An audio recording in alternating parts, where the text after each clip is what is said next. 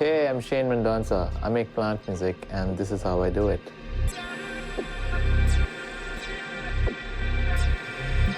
Basically, we attach two sensors to a plant, for example, this canna lily, and the electrical output from the plant is then registered by a biofeedback sensor over here.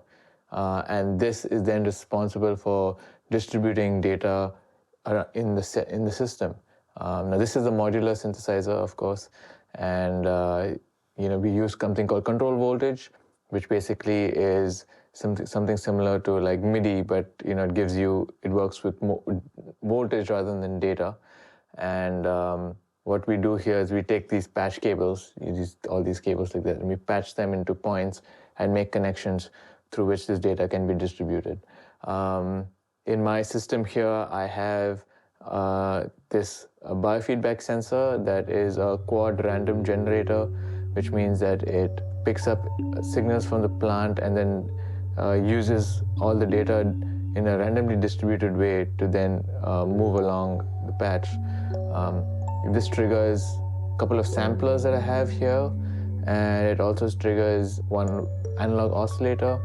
And I've got effects in the system, a couple of sample players and MIDI playback devices, and some Swiss Army knife modules that you can kind of use as, depending what you desire. Now, all this is connected to, at this moment, it's connected to my Moogs here, the Moog grandmother, as we know, is a mono synth. And we have the DFAM, which is a drum machine, but I'm using it as a synth voice in this stage. And what happens here is that the plant is controlling these two synthesizers. So if I play some music and turn up the volume here, you're going to hear what the plant's doing.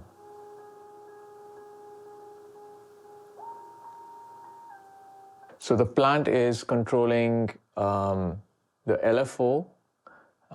It's also controlling the notes, okay, via CV here in this oscillator, and it's also triggering envelopes. So that gives you the whole musical kind of movement that we're used to.